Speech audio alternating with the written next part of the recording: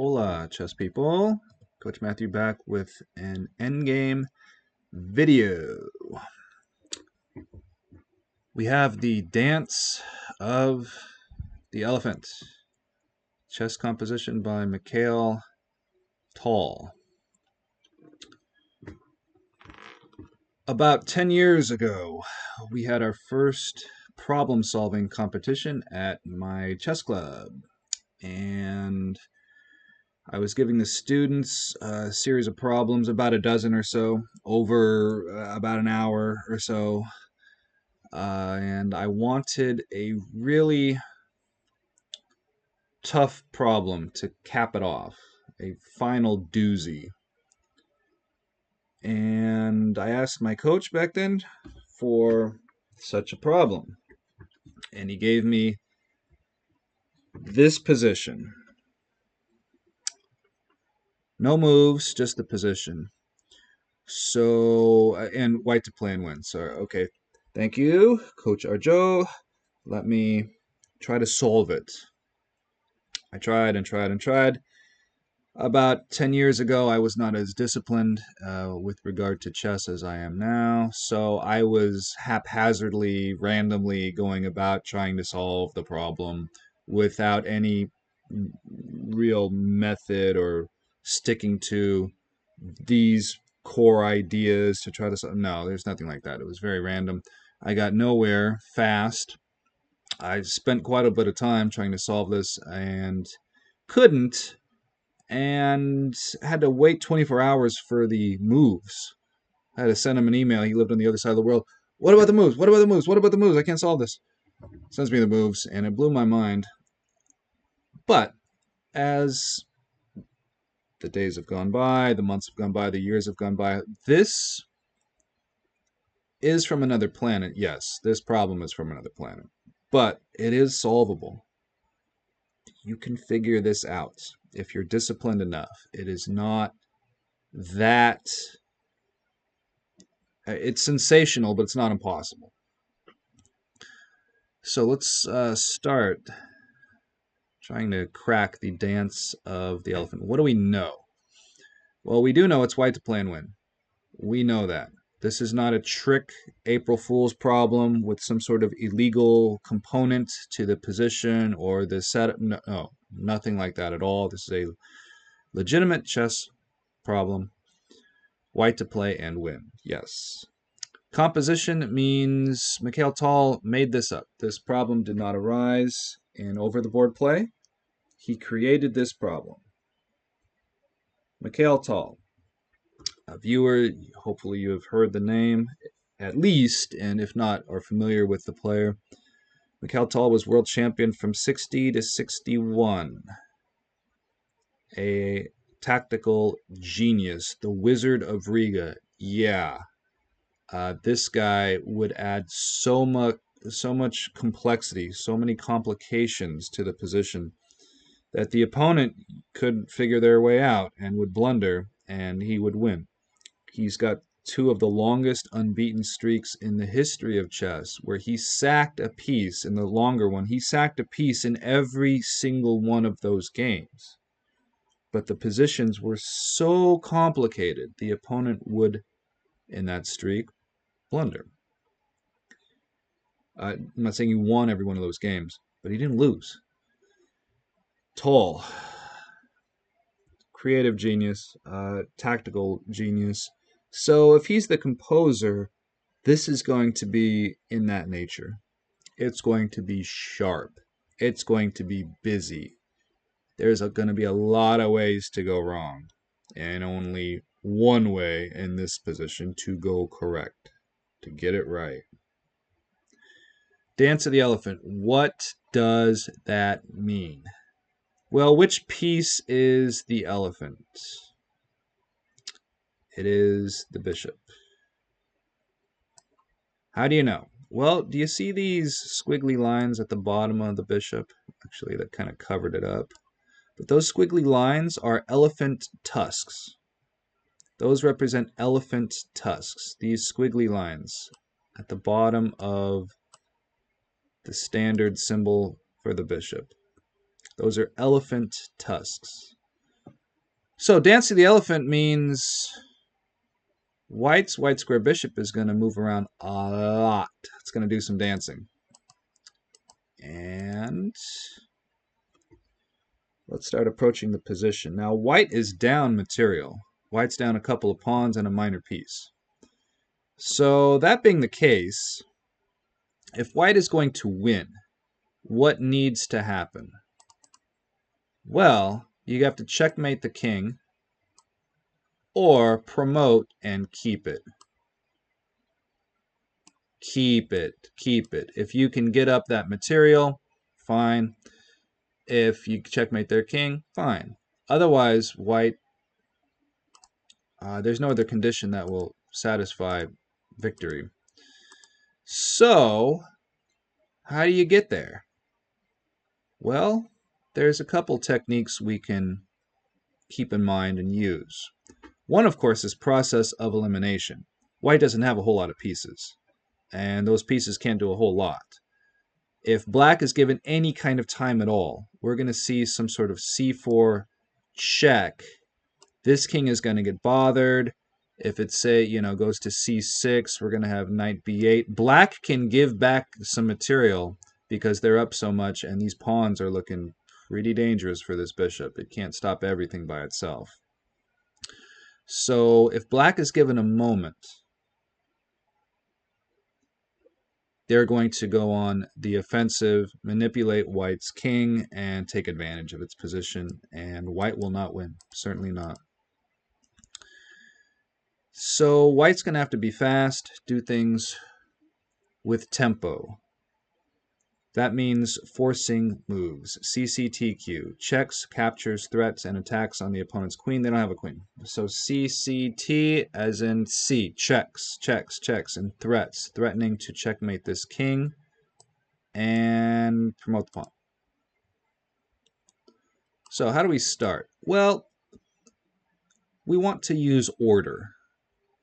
Being systematic can help us be more efficient. So if we're going to start with pieces of greatest attack power, we would have our queen, rook, bishop, knight, pawn, king. We would go in that order.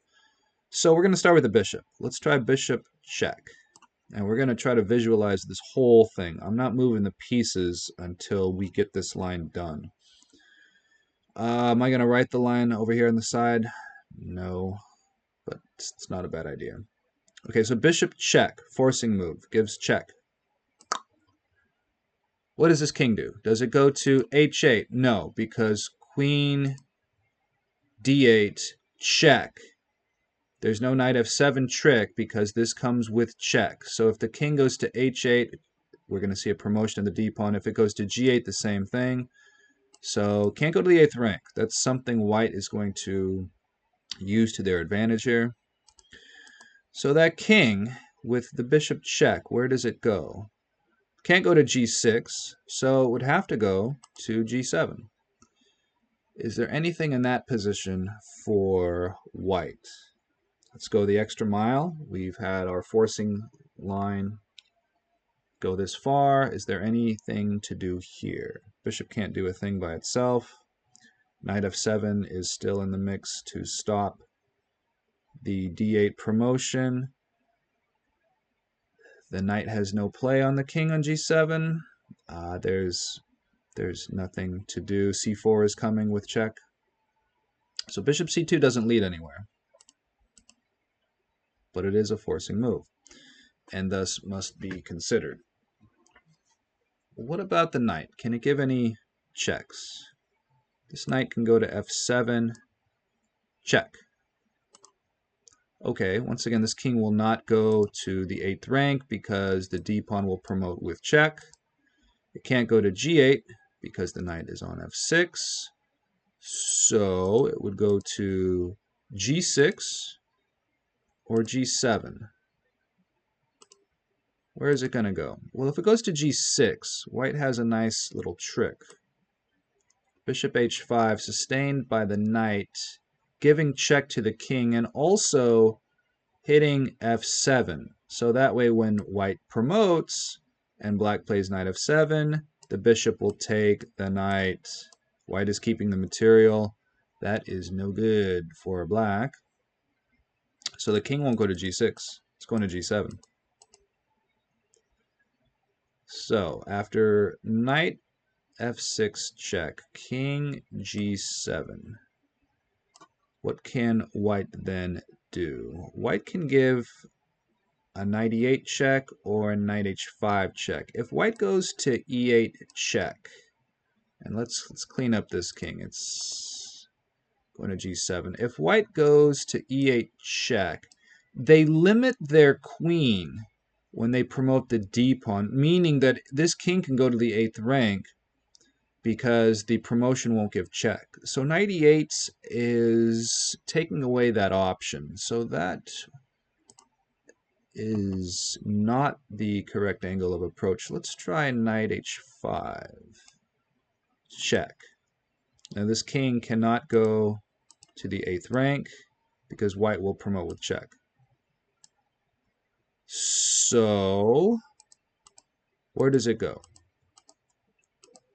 Does it go back to h7? We have knight h5 check. This king is on g7. If it goes back to h7, we can see bishop c2 check. And this king may not go to g6. It may not go to g7. It has to go to the 8th rank where white will promote with check. So after knight h5, the king is forced to go to g6. There is no choice. So after king g6, what does white have? Well, we still can't promote, but we do have a check. Now, if the bishop gives check, you're hanging the knight. But what else comes as part of the deal? You hang the knight, their king is on the edge. If you take away g4, it's stalemated.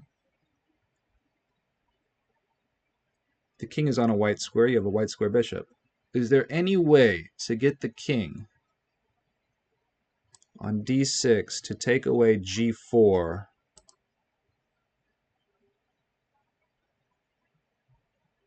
You need 2 moves. How do you gain 2 moves? Well, you've got this d pawn. And if you promote, they have to play knight f7. And then they have to take the queen. That's 2 moves right there. Bingo. So let's put all that together. So their king is on g6. We're playing bishop check. Now, if the king doesn't take the knight, it may not go to h7 because it's moving into check. It may not go to g7 because it's moving into check. It may not go to f6, moving into check. It may not go to f5, moving into check. So if the king moves and doesn't take, it would have to go to f7, where it limits its own knight, so that means pawn promotes GG. So the king is going to take the knight. It's forced. It has no choice. So the king will take the knight. The knight is a goner. So let's clean up these markings here. What is where? Well, we've got the black king here. This knight is off the board. We've got the bishop on c2. And what white wants to do is take away g4 from the black king ASAP. Comes down to this king. So, after the king takes the knight, we have promote. Black must play knight f7. Check. King goes to e6. Black takes the queen. You promote to queen. Okay. Promote to queen. Black takes. And now, after king f5, the black king is stalemated. You've got the right color bishop. It's on a white square. All you need is a safe check. All you need is a safe check. So black has to stop bishop d1 check. So black plays e2 to take away the d1 square. Now this bishop, this is a chess maze, and those are great books for beginners. It teaches them to not hang pieces. Chess Mazes by Bruce Alberston. Check those out, beginning players or parents of beginning players. Get those for your students. They will stop hanging pieces. So this is a chess maze. So, okay, bishop, we need a safe check. What about f3? Bishop e4, threatening to go to f3. This knight is up here now. So how does black take away f3? They have to underpromote to knight. Okay, so they underpromoted to knight. You've got 3 knights on the board. That's weird. So we still need that safe check. So you can't go to f3, can't go to d3. What about going to d5 and then coming down, this way? So bishop to d5.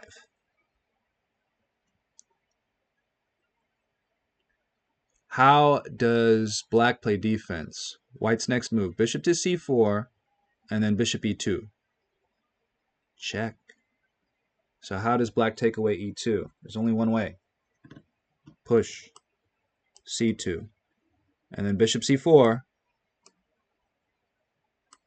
Promote to knight to take away e2. 4 knights. 4 horses against an elephant. Who's going to win that fight in real life? The elephant. The horses have no chance. The elephant wins every time. You need a safe check. Can't do it down here. Not yet. So bishop to b5. The elephant is dancing. Threatening bishop e8 checkmate. The knight goes back to c7 to take away e8. And now after bishop a4, there is no stopping bishop d1. Checkmate. Black can delay, but the checkmate is inevitable. The bishop will go to d1, forcing checkmate. Now this may not seem so trivial, but this line works. This line works. Let's see it in action. Am I going to leave the art up? Let's take it down. Okay. Let's go through the dance of the elephant. Here we go. Check. Jack. King g6.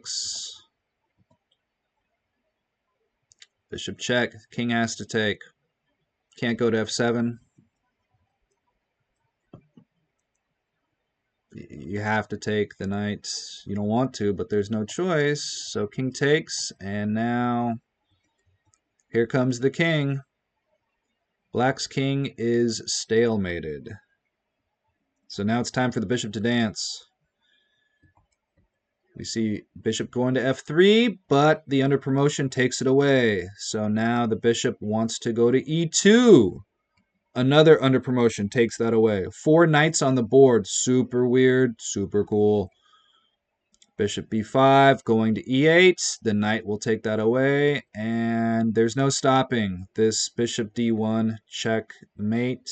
Doesn't matter what black plays. Black will throw knights in the path of the bishop going to d1, but it's not going to matter. It's not going to matter. This is the Dance of the Elephant, a composition by Mikhail Tal. It's not for the faint of heart. There's a lot going on, but it is solvable for the student with the disciplined approach. And when does this discipline matter? Well, if you're playing in your first quads, this problem can inspire anybody. That's not a problem for this problem.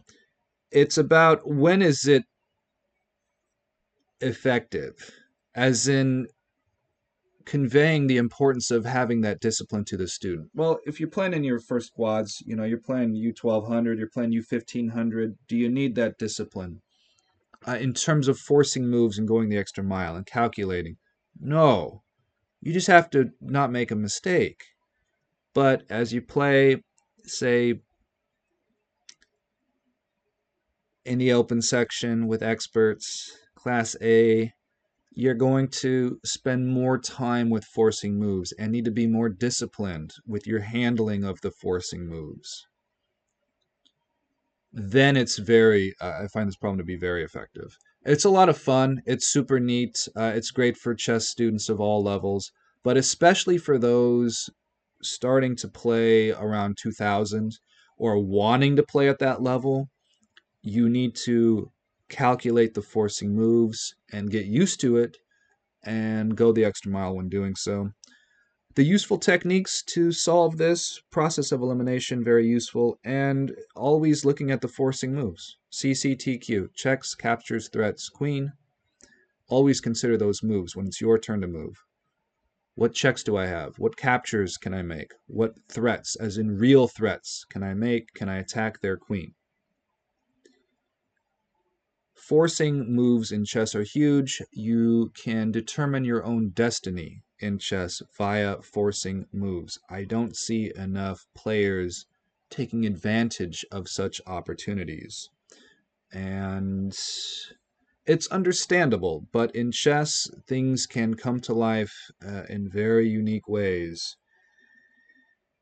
Be open to those possibilities. This was the Dance of the Elephant, composed by Mikhail Tal. There's stories that go with this. Perhaps I'll share those in the notes. I'm not sure what year this is from. I have no idea. I probably should have looked that up, but I did not. If you're interested in Tal, check out his path to the world championship. He played in his first Soviet championship in '56, won it the next year, and was world champion 3 years later. So things happen pretty quickly for Tal, and this problem just speaks for itself. The Dance of the Elephant by Mikhail Tal. Keep on dancing. Thank you for watching.